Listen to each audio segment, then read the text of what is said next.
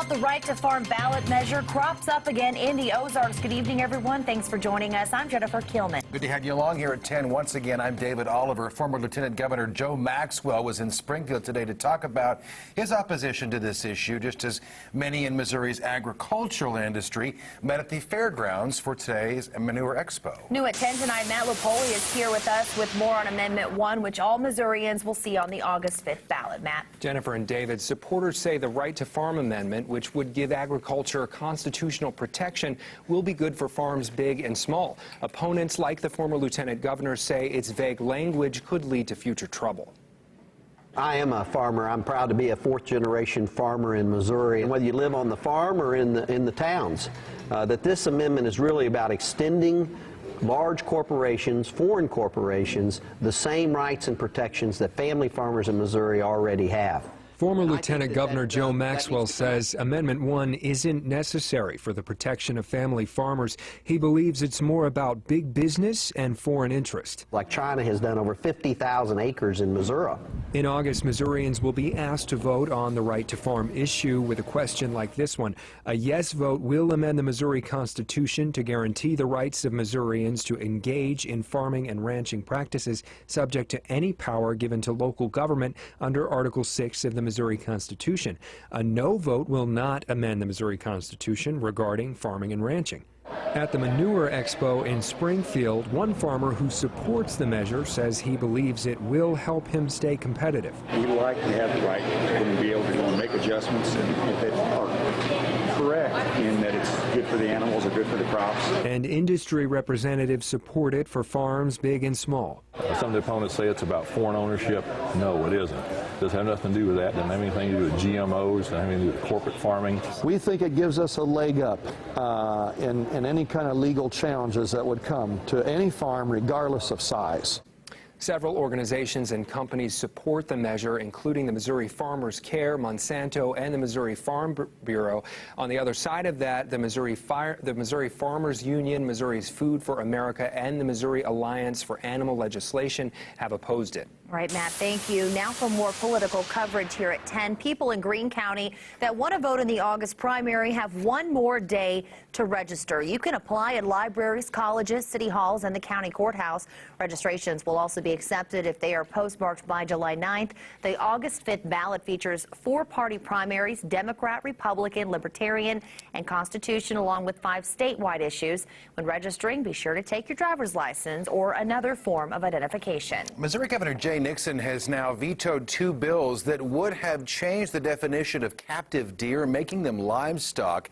Breeders and ranchers want deer to be considered livestock because that would free them from tougher regulations being proposed by the Department of Conservation. Now, that agency wants to ban the importation of deer from other states and change rules about fencing.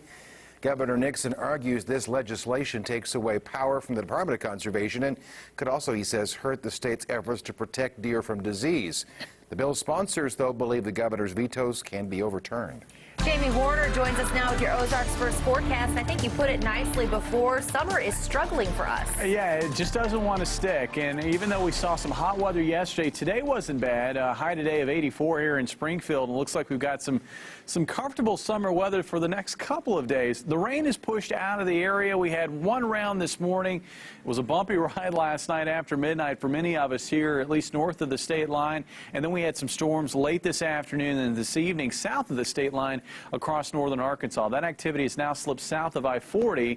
Areas from Hot Springs east to south of Little Rock, though, still finding some strong to occasionally severe weather with heavy rainfall and strong winds and some damage as a result of some of those strong winds. Further north, that's what we had last night. A lot of high winds and some damage as a result of those high winds, and rainfall very heavy, 1.5 inches here in the Springfield area. Well, tomorrow will be a lot quieter. It looks like we're going to find temperatures topping out probably around 84 or so after a morning low of 64 degrees. So a nice day. Heat and humidity, though, will be surging back in when that arrives coming up. All right, Jamie, thanks. The storm from this morning left behind a lot of damage near Glenstone and Cherry in Springfield. A massive tree fell on 2 cars. One was totaled. The other did not sustain as much damage. A shed also collapsed near Bolivar, and many people were without power there. Here's another downed tree in Republic near Sweeney Elementary School. The tree just split right down the middle. The Storm Prediction Center recorded 23 reports of severe winds near 60 miles per hour. Tonight, new at 10, Pierce City's post office will not be closing. Lindsay Klein is just back from a community meeting tonight over in Pierce City where the news was announced. Lindsay? David, postal workers say there was never any intention of actually closing the Pierce City Post Office, but rather cutting back on hours. Tonight, residents found out that the post office there will stay open and lose 1 hour of retail customer service. I'm happy that we're losing just the hour and not the post office. Alan Stockton is the mayor of Pierce City. He's one of many who feared the post office would close for good. You take the post office, I think you're taking the identity of the city. The Pierce City community was surveyed on the issue, and of the 1,581 surveys mailed out, 493 were returned. 87% of those surveyed voted to realign the hours of the Pierce City Post Office. We don't want to see our post office go away. We really fought hard to keep our town going and open since the tornado, and we just don't want to see something lost. There was a nearby post office option. 1% of the people surveyed voted for that. And all the residents of Pierce City would either have to go to Monette or Sarcoxy to do their mail-in business. It's convenience to have a post office in your city. Nearby post offices include Monette, which is 6 miles from Pierce City, Sarcoxy, which is 13 miles away, and Purdy, which is 14 miles away. Let's face it, the post office is just something you just take for granted as a way of life. There's a lot of people that are on fixed income. We have a lot of big elderly population here, and it'd just be hard for them to go every day to get their mail or mail letters, buy stamps, buy money orders. Those at the meeting tonight say losing 1 hour is better than losing the post office entirely. Pierce City's lost a lot in the last years after the tornado, and we're just, really all working towards keeping our town open, vibrant, and the post office is a big part of that. Retail hours for the Pierce City Post Office will now likely be Monday through Friday, 10 a.m. to 4:30 p.m. with lunch from 2 p.m. to 2:30. Saturday, the post office will be open from 10:15 a.m. until noon. Total Saturday window service hours will not be reduced, and access to delivery receptacles will not change. Postal workers say there will be no mail carriers laid off. Some may just be moved to Monette. Lindsay, thank you. The city of Springfield plans to change an intersection it just redesigned. This is the bridge at Jefferson and Bennett, not far from Missouri State. Drivers complained that when trying to turn left from Bennett onto Jefferson, it was very difficult to see oncoming traffic due to the wall. Now, after many complaints, city leaders decided to close part of the intersection and lower the wall. The project cost $3.8 million, and it's not yet known how much it'll cost for the fix. The repairs could take 6 to 8 weeks. This was something that we probably should have anticipated, but we didn't. The wall's currently 42 inches. It'll be lowered to 30 with a handrail that reaches 42 inches to meet guidelines for pedestrian traffic. A 65-year-old man will likely be charged now the next day or so with murder. He's accused of killing another man and critically injuring the victim's son. This happened during a home invasion today in Laclede County in a rural area south of Lebanon. The sheriff's office has not released the names at this point until all family members are notified. The sheriff believes the shootings may have stemmed from an ongoing dispute between the suspect and the 35-year-old victim. Investigators say the suspect first shot that victim in the head, killing him. When the man's 15-year-old son tried to come to his father's rescue, he was also shot in the head. At last check, that teen was still fighting critical injuries. The victim's wife and 2 young girls were also in the house but were not hurt. Sheriff Wayne Merritt tells us the victim's wife knows the suspect. She did have a protective order against him, and things just escalated. The husband and him have had encounters in the past, and it's just escalated to this now. The sheriff's office believes that suspect may have also taken some rifles from the home. You know, Springfield may not be the first city you think of when it comes to places to start a business. But there's a group trying to change the city's image. Everyone again here is to help you out, and that's pretty unique. Meet the people taking part in 1 Million Cups and the ways they encourage entrepreneurs. We invite you to also join our conversations on our Facebook page. Lots of trending stories there and hot topics, too. Look for the Facebook icon on ozarksfirst.com, then just like our page.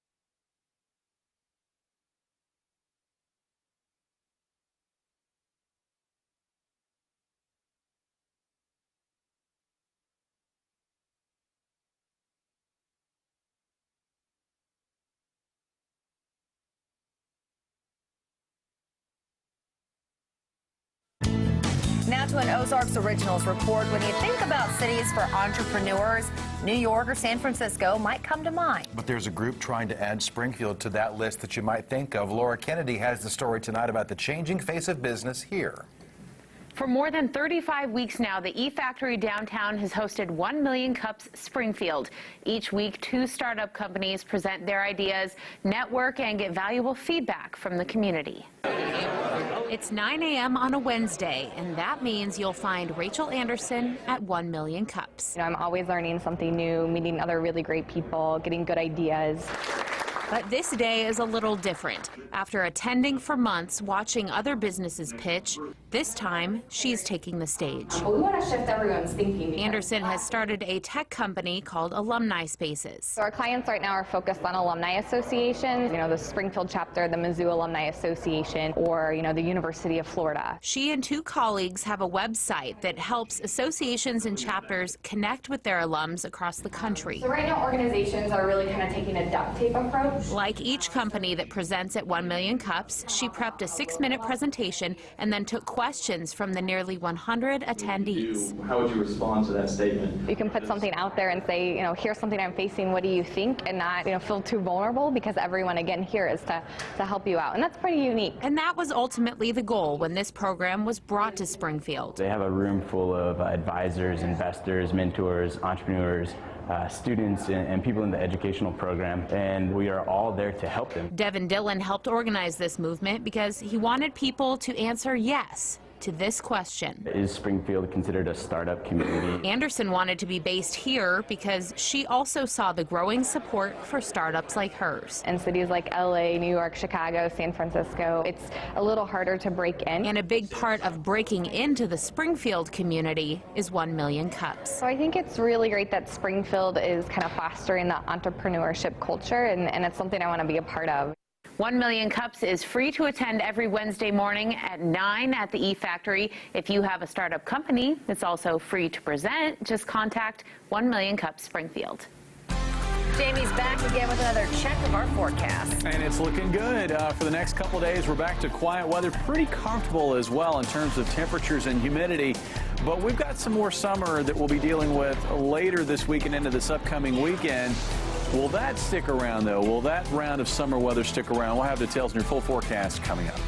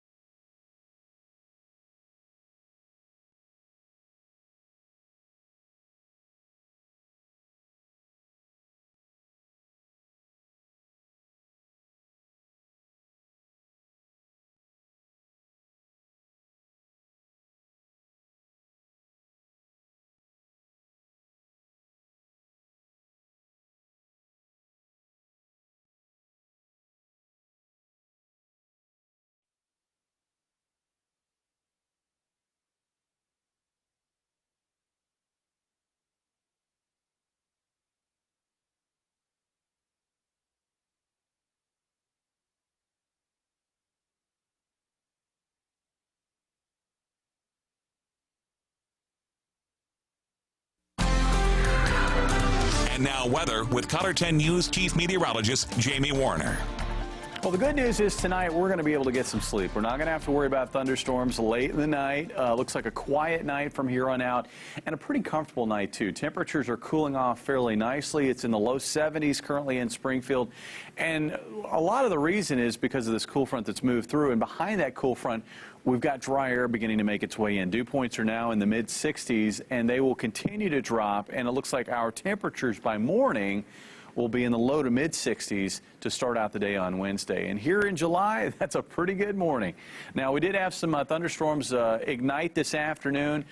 Basically, that first round of storms that came through last night and this morning sapped the atmosphere of most of its energy. So most of the area just wasn't going to see any redevelopment during the afternoon, even though the front hadn't yet gone through, with the exception of northwest Arkansas. Northwest Arkansas wasn't really touched very much by those storms this morning, and that was the area that storm storms got going late this afternoon, and then that thunderstorm activity has since developed into more of a line of thunderstorms now across central Arkansas, still producing some very heavy rain. Speaking of heavy rains, Newton County really picking up some heavy rains as storms sort of redeveloped over the same areas for a couple of hours, picking up between 1 and 3 inches of rainfall there.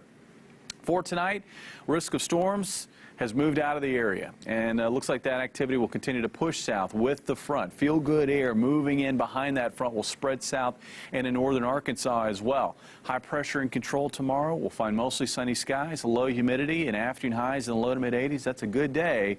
We'll be watching areas to our northwest, though. Another disturbance will be dropping southeast in this northwest flow that we're in right now. Looks like we'll see some showers and a few thunderstorms breaking out, and as that disturbance interacts with a front Wednesday night into Thursday morning, we'll probably find a more organized area of showers and thunderstorms drop southeast across Kansas, Oklahoma, and I think that activity will likely clip southwest Missouri and northwest Arkansas. But what it will be doing is running up against some rather dry air in the atmosphere. So I think our rain chances are going to be confined to areas to the west, while areas east of Highway 65 should stay dry on Thursday. But there's still going to be quite a bit of cloud cover around, and that will keep temperatures in check. Highs on Thursday, again, in the mid-80s. After Thursday, though, here comes summertime. That front will wobble back to the north and east, and it looks like with it we will find heat and humidity returning. As that front moves through the area, there'll be a chance for a few showers and thunderstorms. I think the better chances will probably be from Highway 54 north, though, across northern Missouri into Iowa. There will likely be a pretty big storm complex early on in the day. Well, this is interesting. My computer must not be working right now, so I'll go ahead and tell you what's going to be happening overnight tonight. We're going to find mostly clear skies. Areas to the south that still has mostly cloudy skies. We'll see those clouds gradually clear out there as well. Temperatures will drop into the low 60s in areas like Lake Ozark and Rolla and Fort Leonard Wood. Here in Springfield, about 64 for a low.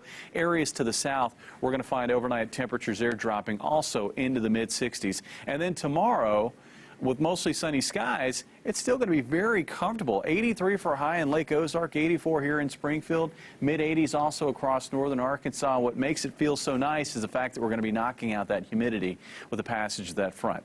85 for a high on Thursday. Humidity comes back Friday with a high up near 90, low 90s on Saturday. It looks like a mostly sunny and dry day. Sunday, I think it's also going to be hot, highs in the low 90s.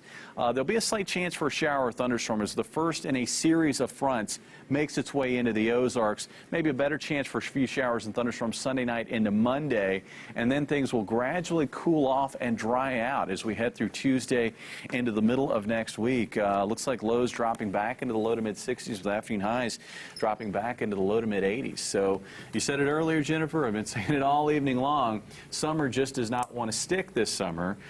We get these little bouts, these little flurries of hotter conditions, and then the heat gets knocked out by another front. And we're seeing that over the next 7 days, too. For now, we'll focus on tomorrow, which looks gorgeous. Looks great outside. Yeah. All right, let's see our Viewers Club number, and there it is, 141671. Tonight's number, our jackpot up to $500. Very good, Jamie. Thanks. We got a good group of guys who are still around here, you know, giving their time and effort to Springfield basketball. In fact, some former Missouri State basketball Bears are here giving back. Dan Lucy's coming up in sports with that story, and Cardinals and Royals highlights up next.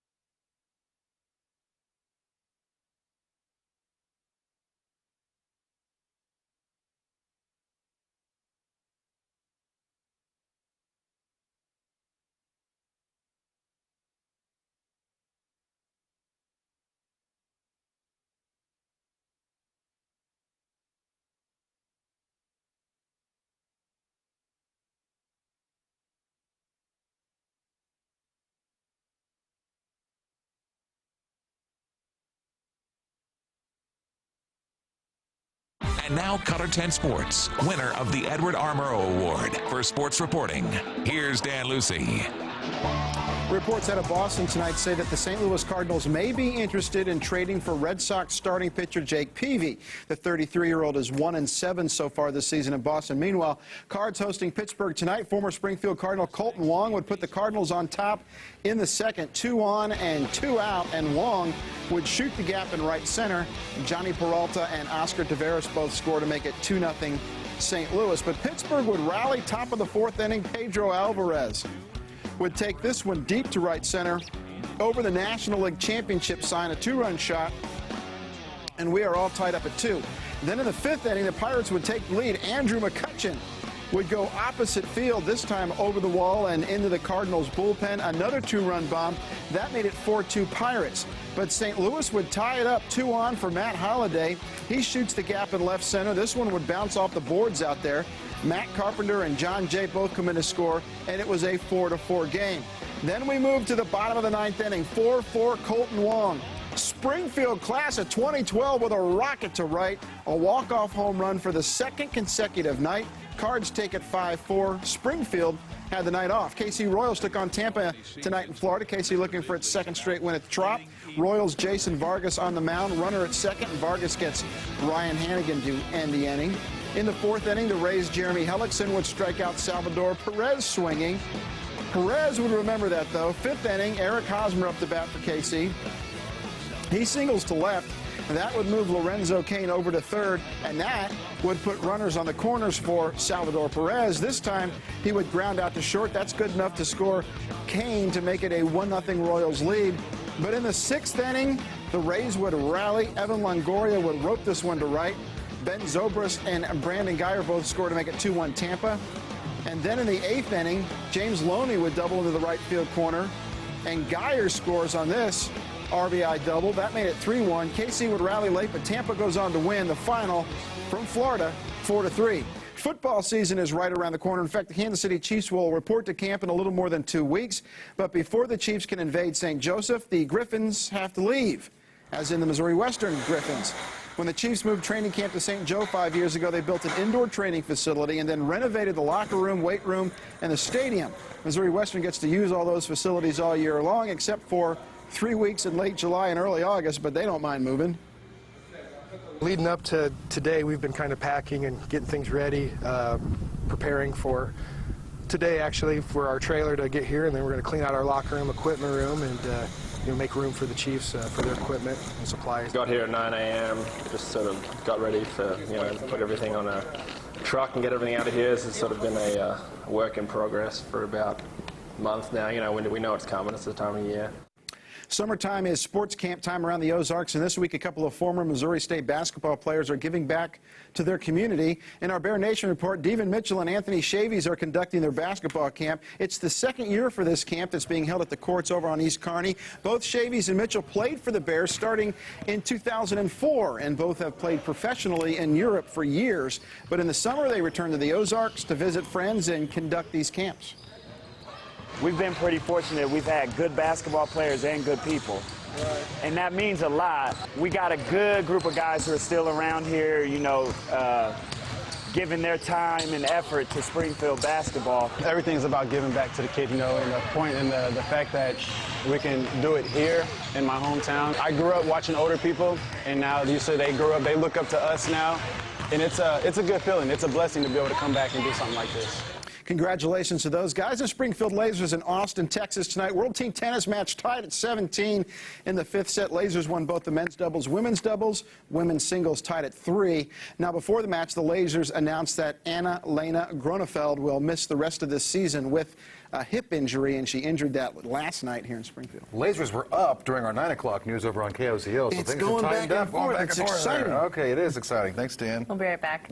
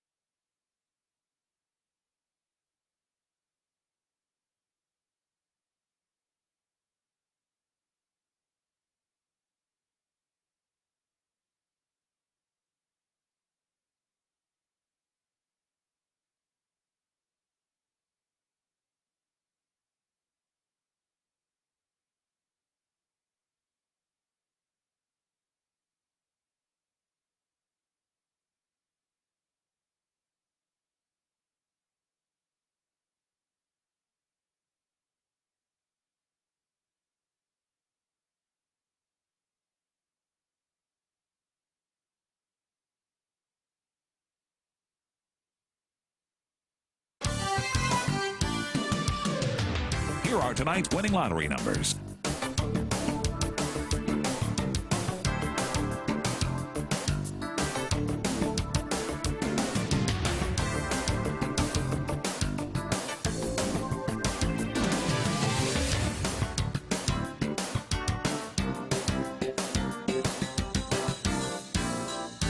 Color 10 News will continue in a moment.